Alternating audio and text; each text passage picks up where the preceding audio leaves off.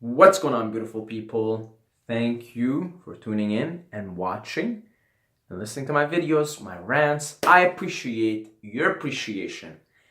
And in this video, we're gonna talk about meditation and microdosing and how essentially both of these things are trying to achieve the same thing, which is put you in a state of flow.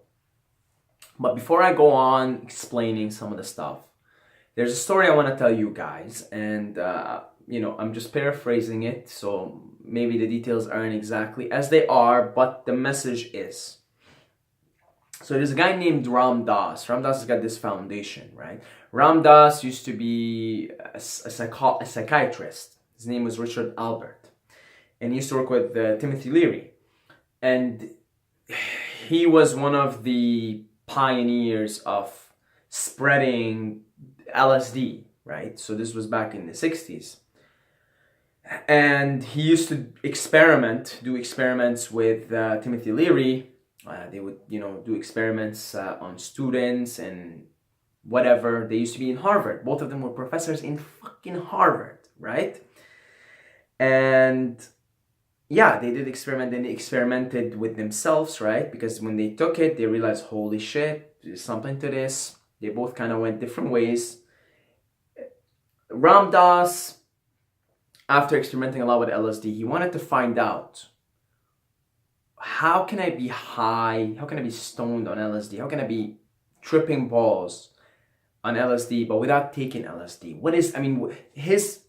His thinking was, what is LSD doing to me that is making me feel this sense of oneness, a sense of peacefulness, a sense of love, the sense of ego dissolution, the sense of oneness and truth and wisdom and love and compassion? What is this doing to me? What is this doing to my brain? What is this doing? I want to know. He wanted to know how can I reach these states with just always, all the time. He basically wanted to trip balls all the time, but he wanted to do it naturally. He wanted to do it just, how can I? He was so in love with that state, and it's not just like the residual effects. He wanted to be tripping balls, like that kind of feeling all the time. He wanted that. So he went to India, like a lot of these people in the 60s went to India, right? They went to meet some of these gurus, some of these monks that sort of are naturally on psychedelics, to speak, right? And so he went to India, visited a lot of places, came across a lot of gurus, and then he was like a skeptical too, right? He was coming from America. He was like skeptical. He took LSD with him. He wanted to give it to these gurus. He heard of these gurus. They can do incredible things. They can read minds. They can do all this crazy stuff. And he wanted to take LSD. He wanted to ask them, can you take this LSD and tell me what does it do? And he goes to this guy, this guru. His name is Neem Karoli Baba. And meets him the first time, right? And he felt something, right? He felt like there's a presence from this being. And he goes up to him. He's like, I have this thing with me here. I want you to take it and then see what happens. And then tell me what you think of it. So he gives him something like 600 micrograms of LSD, which is ridiculous. Gives him a large, I don't know exactly how much, but gives him a large dose, right? Gives it to him. And he takes it. Nothing happens. Nothing happens to this guy. You try and take not even 600 micrograms. Try and take 100 micrograms. Tell me if you can control your shit. Anyway, so that was the first time he visited India, right? And so he came back and he was talking to one of his colleagues, and his colleague told him, you know what, the guy probably just threw it up. Like, he probably didn't even take it, right? And Richard Albert was like, okay, probably. So he goes to India the second time. This time he has even more LSD with him. And this time he gives him 900 micrograms, I think. Again, I said that details are a little bit off. Gives him like maybe 900 micrograms of LSD, which is, that'll fucking blow your brains out. and tells him, okay, try this, right? And this time he watches him take it. So this guy named Kurli Baba takes the LSD, ridiculous amounts, and after maybe half an hour or so, goes around and goes like, ah, right? Pretends like he's going crazy, and then he goes back to normal. So he's like, he was making fun of him basically, right? He's like, they gave me this thing, it's making me go, right? He was just making fun of him. He goes back to normal. Like nothing happened. Like he didn't just fucking take 900 micrograms of one of the most potent substances known to man. 900 micrograms will make anyone just go and have interdimensional travels. You know, it's crazy. So Ram Dass, amongst many other things, he said, this is my guru. Like, this guy has something. He has something that I want to learn from him. He's got something. I want to learn it from him. And he also obviously describes him as someone who is like, got a lot of love, right? And emanates so much love and compassion. So it was amongst many factors that made him take up this guy named Kurli Baba as his guru, right? And if you have the book, I have his book here. They call this book the Bible of the Hippies, right? Remember, be here in the now. You know, it's a really cool book by Ram Dass. It's a really cool book. And he talks about he's really crazy, really trippy shit, man. Like really, this is like the Psychonauts Bible, right? Really, I mean, look at that, really trippy shit, right? And he says, the story's there, that's kind of where I got the story from. And he says, let's see what he says here, if I can find it. You know what, never mind. But he says, when I first saw him, I knew he was my guru. Anyway, what the point that I'm trying to make, or the point that he even was trying to make, is that some people out there, very few beings, right, are naturally connected and high on psychedelics. So when this guy took this insane amount of LSD, didn't feel nothing. Why? Because LSD and psilocybin mushrooms connect your brain in the same way meditation does and yoga does. Obviously meditation and yoga for prolonged practice of meditation and yoga. We're not talking about, oh, you meditate now and you suddenly, it's like, no. Essentially, when you meditate and do yoga for prolonged periods of time, you're changing your brain, right? And you're connecting certain parts that weren't previously connected.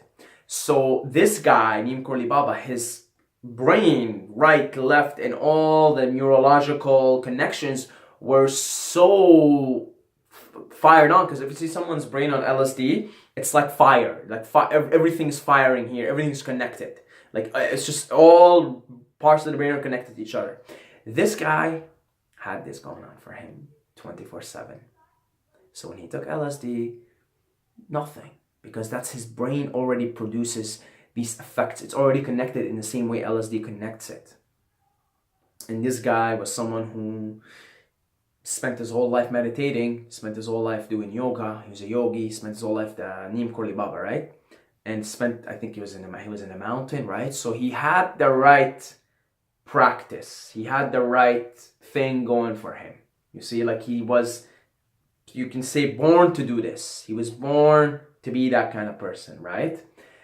And yeah, this was just like a really profound, when I read this, I'm like, wow, so meditation and LSD and psilocybin mushrooms, they do the same thing. They connect you, and they have the same effects. Even people who meditate and do a lot of yoga come up to similar conclusions to people who love to experiment with psychedelics. Same thing, same conclusions. They go to the same place. They tune into the same frequency, right? They go into the realm of truth, the realm of love, the realm of oneness, and all of these things. And so they kind of share the same findings, if you will. Now, how do we link this back to microdosing and meditation? Well, microdosing. So for idiots like me, it's not that I don't want to meditate or do yoga. I mean, I do both. I just don't have the time. And I'm not living in a mountain where you're exposed to the energies of the elements that are elevating your consciousness, right? I'm here in my small ass room, trying to make my way through the world, trying to pay my bills, trying to, just be in the society for the time being. I don't have all this time and energy to be meditating and doing yoga. I do yoga, but I mean, I go there a few times a week, 2-3 times, right? And yoga is not just a stretching part of it, man. Yoga is a practice, right? It's learnings. It's much more than just stretching. So not right now in my life, I don't have the time or the energy. I'm not in a stage in my life where I can just dedicate myself to meditation and yoga or really, really focus on them, right? So I personally use microdosing. It puts me in that flow state that you can certainly get from meditation. I have a friend who microdoses, but only on the days that he doesn't meditate, because he naturally, right? He naturally came to the realization, because he's a big meditator. He naturally came to the realization that when he microdose, it just puts him in a super meditative state. He came to that realization. Like, he's like, oh, I'm in a super meditative state. And then he's like, I only take it on the days that I don't have time to meditate, or I haven't had enough sleep, or whatever. Then I take the microdose. So essentially, what we're trying to get out of life, out of this existence, to maximize this existence, whether you want to microdose or not, I'm just bringing into awareness here that they can both affect you the same way. If you are big on meditating, maybe microdosing is not something that is necessary for you, right? Or maybe you can make use of it on the days you don't meditate. But what it seems to be is that these things bring you to the same place. And whatever you can do to get yourself in a state of flow, where you're flowing, things are just, you're in flow, your words are in flow, your actions are in flow, you're not thinking about past, you're not thinking about future, you're just kind of going with the flow of life, you're letting life take you, you're just going with the flow, right? Surrender, you're sort of going from that place of surrender, that place of, all right, I'm just flowing, I'm a particle in a river, and here I am, going in that river, and just doing my thing, blah, blah, blah, right?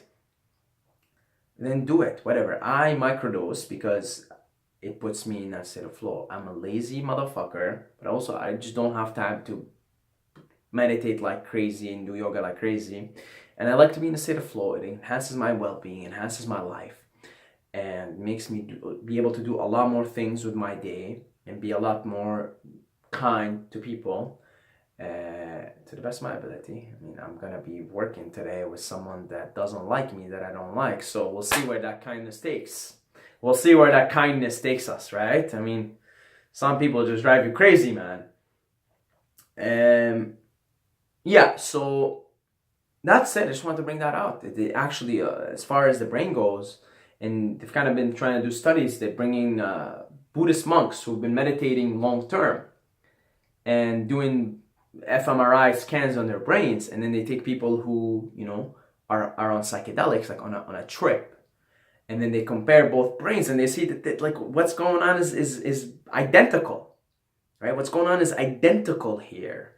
So this also brings, to me, to any listeners, the importance of meditation, right? The importance of meditation. Like, meditation is literally, like, it may be the most important thing to do. If it has the potential to make you high on psychedelic naturally, then what the fuck are we, like, we should all be meditating, right? Whether you want to microdose or not. Here, you microdose and meditate, the meditation takes you to the next level shit, right? If you want to combine both, I combine both, right? All power to you.